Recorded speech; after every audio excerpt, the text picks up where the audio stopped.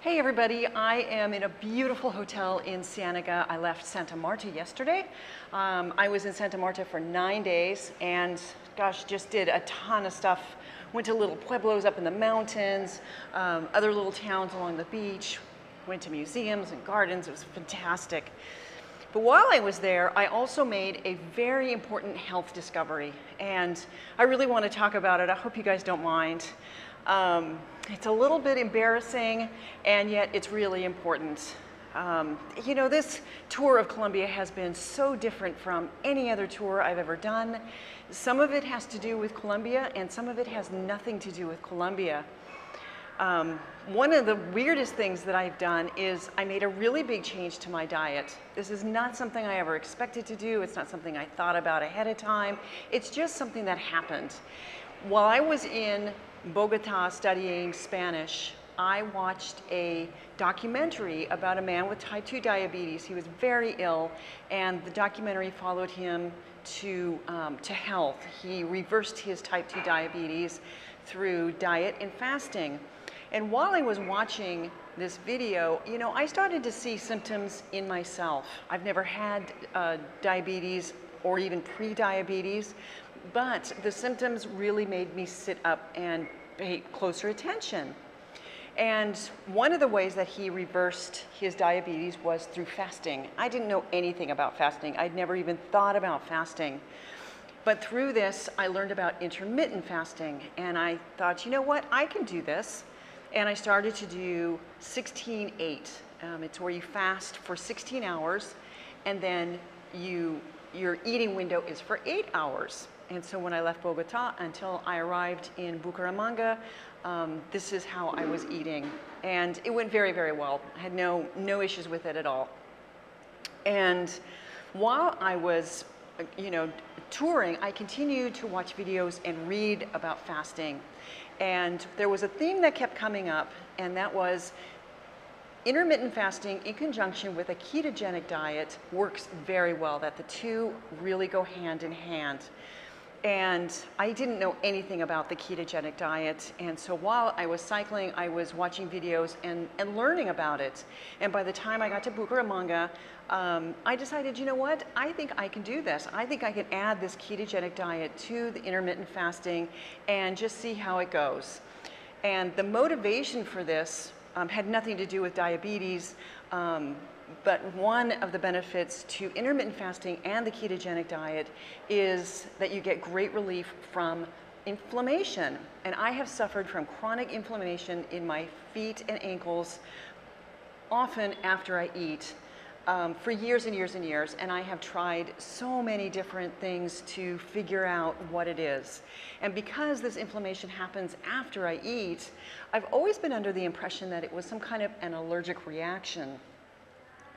I've tried being vegan, plant-based, gluten-free, and there was always wonderful benefits, but the inflammation has always returned.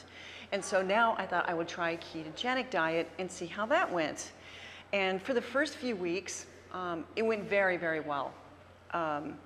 You know, I had no inflammation. I was thrilled. But then when I got to the coast, I got to Riohacha, the inflammation returned. I was really bummed. And I was still under the impression that it was some kind of food allergy. And I thought, you know, has something changed that now I'm at the coast? Maybe they're adding a different ingredient. And so I talked to the cooks and I said, you know, is there something different in this region that you know, that's new, a new addition to the food? I couldn't find anything. And then I remembered just a few days earlier, and I did a video about this ride where I arrived at a hotel. I was completely exhausted. I was so nauseous, I thought I was going to throw up. I needed to stay in a very fancy hotel for like 3 days to recover. And it was my last day that it occurred to me that I was low in electrolytes. And so I started adding salt to my food. And of course I felt better. And I started adding just a little bit of salt to every meal because I was concerned about not getting enough electrolytes. And when I got to the coast and this inflammation returned, you know what, I thought back to that and I thought, you know, what if this isn't a food allergy, but what if I just have too much salt in my system? Like instead of inflammation, it's actually edema, it's water retention. And so I got to Santa Marta and it continued. I mean, and it was like every time I ate, my feet and ankles just ballooned up. And I thought, you know, well, that kind of makes sense because there's going to be salt in the food. And so I'm adding salt to a body that already has too much salt. And so at the hotel there, I asked the cooks if they could make me boiled eggs, and then for my later meal, I would have salads. And I was just drinking a lot of water to flush out this extra salt. And sure enough, the inflammation started to go down and I started to feel relief, and now the inflammation is completely gone. I'm a little bit embarrassed, I have to say, because, you know, water retention, edema, having too much salt in your system is such a common problem. I'm kind of embarrassed that it didn't occur to me earlier.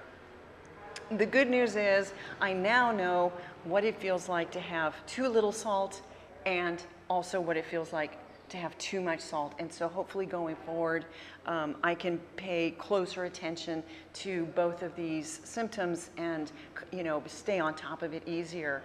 But, you know, I have been doing this for many, many years, and it occurred to me that maybe I don't even need to stay on this ketogenic diet because clearly it has nothing to do with what I'm eating.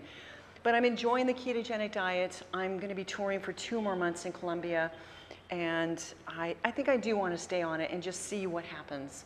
After 2 months, I can reassess, and I mean, I can change it even before then if I feel like it, but at the moment, I feel like I do want to stay with it. All right, you guys, so that is my big health update. I'd love to hear what you think. You know, sometimes I get a little bit flighty and I get ideas in my head, and, you know, I just kind of go down a path, and sometimes it leads me to great places, and, you know, sometimes it's a dead end. But I'd love to hear what you think, and as always, thank you for watching.